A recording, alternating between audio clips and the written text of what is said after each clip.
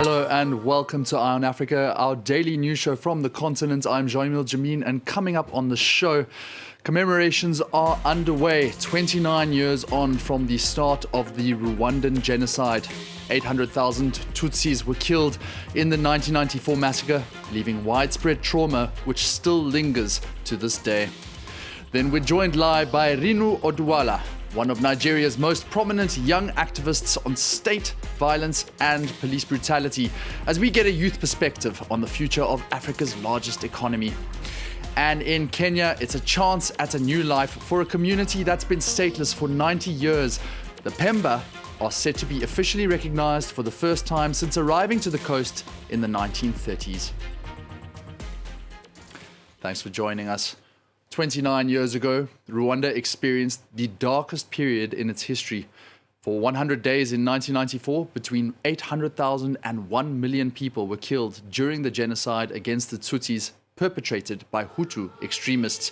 Since then, the country has commemorated the massacre every year, paying tribute to the victims. Our correspondent in Kigali, Clément Diroma, brings us this report.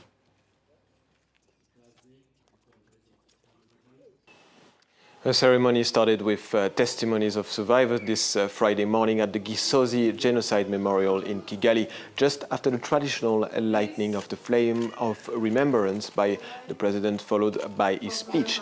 Paul Kagame argued that Rwanda cannot ignore the violence and hate speech that persists nearby, a reference to the conflict in neighboring DRC. He also addressed the many diplomats present, saying that the international community had turned its back on Rwandans during the massacres. This ceremony also brings us closer to the 30 years of commemorations that will take place next year in 2024. La commémoration a la même signification. The commemoration ceremonies bear the same weight whether they're held a decade, 2 decades or 3 decades after the tragedy. The only difference is the duration, because almost 30 years on does feel slightly different. You imagine someone who's killed at 10 years old. She or he would now be turning 40 years old and be a father or mother. When we think of these victims, we must reflect on the future that was snatched away from them. For 100 days until June 3rd, ceremonies will continue across the country. A unique atmosphere unfolds here in the capital, with parties, weddings, sports competitions and concerts prohibited during the first week. On a final note, associations of survivors are saying that these commemorations are essential for passing memories to the next generation. Now, 29 years after the massacre, only 60% of Rwandans alive today were born after the genocide. Well, ahead of commemorations, survivors braced themselves, many still suffering from the psychological wounds and trauma from the massacre, with some still seeking therapy even to this day. This is the story of how many kept going in spite of the ghosts of the past. It could just be friends reuniting, yet the survivors of the Tutsi genocide hardly know each other. Every April, just before the commemorations of the 1994 massacres, they prepare to face the ghosts of the past. I had a very large family, but they all perished in the genocide. May they rest in peace for eternity. Over 100 days, millions of Rwandans will gather across the country to keep memories of their loved ones, massacred 29 years ago, alive. It's always a tough time for survivors with mental health issues. The government says that a quarter of the population shows symptoms of post-traumatic stress. When people commemorate, heavy feelings can come up and flashbacks. Here we're trying to demonstrate this, so they're able to start commemorating with a stronger mindset. As well as discussions, the survivors group organizing these meetings hold prayers and physical activities to help those affected by trauma relax. When I saw my disabled little brother, who had injuries all over his body, I fell into a deep depression. I couldn't join in the commemorations because I refused to meet the people who did that. I didn't even want to follow the ceremonies on the radio. Sometimes I turned it off and locked myself in the house day and night. In Kigali, health professionals are also preparing for the commemorations. Every year, patients flock to the only psychiatric hospital in the city. Sometimes the agitation can be so intense that it leads to a confused state, a depressive state with significant suffering, followed by deep depression. A more serious illness, such as psychosis, may develop during this time.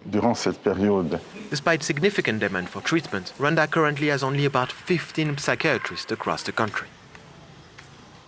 Here's some other headlines from across the continent. A military tribunal in the DRC has sentenced 6 men to life in prison for murdering Italy's ambassador Luca Attanasio in 2021.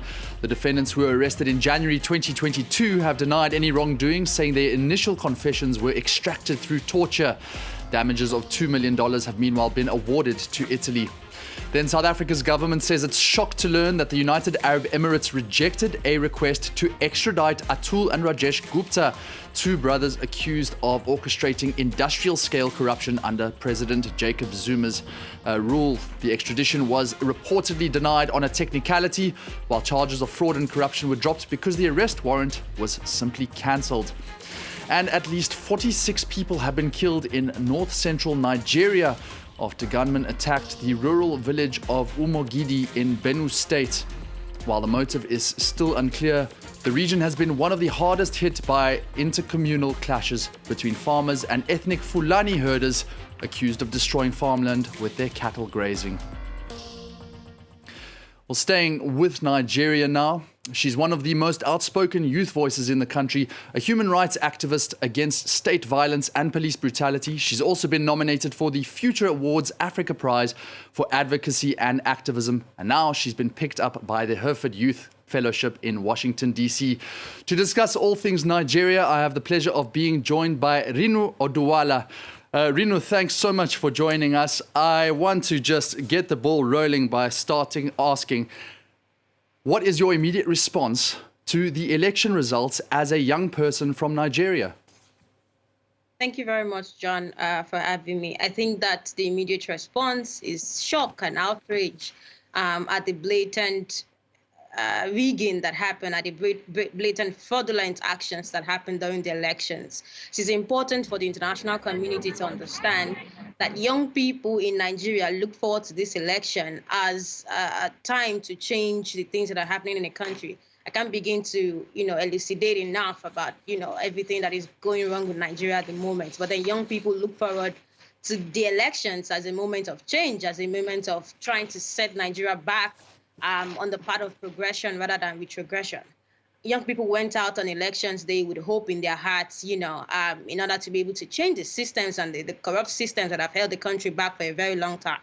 But we were met with shock at the amount of, violence, the amount of suppression, intimidation that met voters at the polling unit, and also the amount of rigging that happened at the collation center. I think that up till now, we're still reeling from shock at the fact that in Africa's biggest democracy, actually, that this undemocratic acts can be allowed, to take place in the elections. It wasn't what we expected.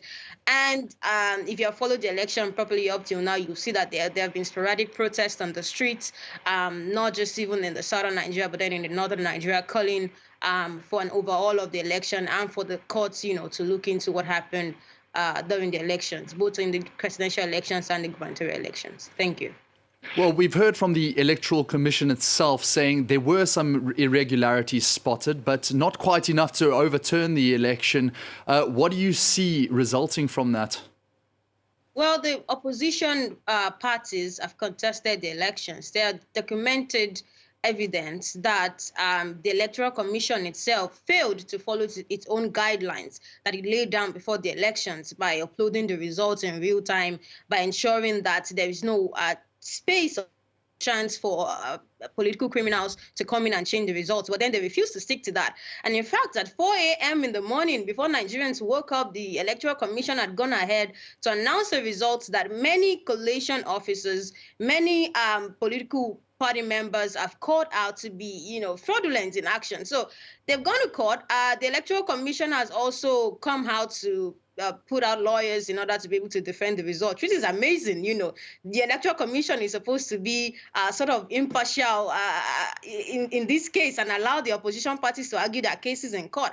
However, the case is at the tribunal, and we are hoping that the tribunal will at least see sense and see some sort of, because I'm trying to choose my words because Nigerians, as of this moment, we've seen what our courts can do. We've seen what the Supreme Court can do. They do not exactly inspire hope. But then as of this moment, they are the last hope of the common Nigerians that we are resorting to. So we are hoping that the courts would actually look at the well-documented evidence of voter suppression, of violence during the election, of vote buying, of rigging, of the fact that some voting officials did not even turn up at so many polling units across the country, of the fact that so many blatant, like I said, fraudulent acts, happened at the collation center where results were being changed manually, which wasn't supposed to happen. And these were called out to the attention of the INEC chairman, but he refused and instead went on to announce a result that if you did a survey in Nigeria today, many will call fraudulent and many will say did not reflect the will of the voters. So we're in court and we hope that the court will be able to see reason and decide on what next for the nation. Very serious accusations there, Rinu. Now, I just want to go to the election candidates. We had Bola Tinubu, 71 years old, Atiku Abubakar, he's 76, and Peter Obi, the Labour candidate, who enjoyed a lot of the youth support, 61 years old. But this is in a country which has a median age of 18 years old. What is your response to that, where the youth are just not being represented at the top of politics? Well, if you look at Nigeria history carefully, you find out that a lot of our pre-independent and post-independent leaders were actually young people who took over the reins of power. But then after the military, took over and we translated to civilian war, translated to civilian government rather, many of them have refused to let go of power. They always claim that the youth of Nigeria are the leaders of tomorrow. But then that tomorrow has come and the youth of Nigeria are nowhere, to be leaders yet. I think that for Peter Obi, many young Nigerians supported him because at least he represented a different order from the norm that we are used to. We have the Bola Tinubu that you talked about and the Atiku Abubakar have been men who have been, who have been for a very long time in Nigerian politics and now embroiled in a lot of corruption allegations and drug trafficking allegations, and we can go on and on about the typical sort of politicians that are presented to Nigerian public offices. But Peter Obi, to young people, represented a different order. He was willing to listen to young Nigerians, complaints and concerns about their own future. He was willing. If you look at his track record as well, he has always been willing to talk about issues of education, which is plaguing young Nigerians, and that of employment. And then he's clearly younger than these two that we have now. Not to forget that the political parties that we have, the two political parties that we have always failed Nigerians. And Peter Obi, being bold enough, to be able to translate himself or to move from the old order of the parties to a new party, sort of represented that newness, to Nigerians. And that was when young Nigerians decided to go for Peter Obi and support him. And if you look at even the results in the elections that are being contested, he stood a very huge chance of winning those elections if we don't have issues like voter suppression and violence and ethnic bigotry. I'm so sorry. We're going to have to stop it there. Unfortunately, we've run out of time. I would have liked to talk about that voter suppression. I would have liked to talk about responding to police brutality and everything that Rinu has been at the forefront of. But unfortunately, that is where we have to end that interview. Well, the Pemba, they live on the Indian Ocean coast in Kenya.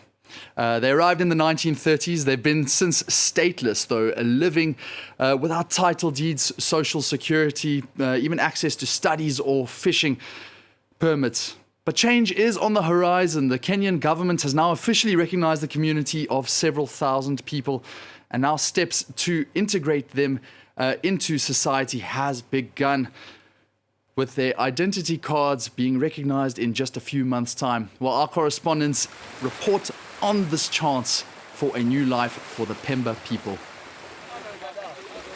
Without official ID, the Pemba community can't so much as open a bank account. They're cut off from social services and can't go to college, effectively trapping them into an endless cycle of generational poverty. Even healthcare is out of reach. In hospitals, we can't get the same care as other Kenyan mothers. They can give birth for free. But if you don't have the right documents, you'll get served, and charged as the doctor wishes. Access to title deeds is also impossible. Excluded from society, the Pemba cannot prove that they settled on these lands decades ago. Mwalimu goes to meet the chairman of the land committee. In 2021, the community lost over 909 acres to 3 Kenyans. When these people saw that we did not have the documents for the land, they made their own and grabbed it. Without title deeds, it was impossible to do anything in response. The first thing the government did was research to establish that these lands are ours and belonged to our ancestors. We thank the president. He announced that if the thieves do not return them to us voluntarily, the state will buy them back and return them to us.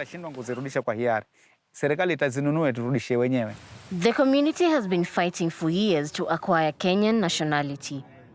Mwalimu is traveling around the county to make sure all Pembas know that registration is now underway. We celebrated a lot because we knew that it is now written in stone that we are Kenyans. It is important for me to go around these villages to register our people. For 72 hours, a few kilometers from the Tanzanian border, the population of the village of Vanga has been waiting to be registered. Thanks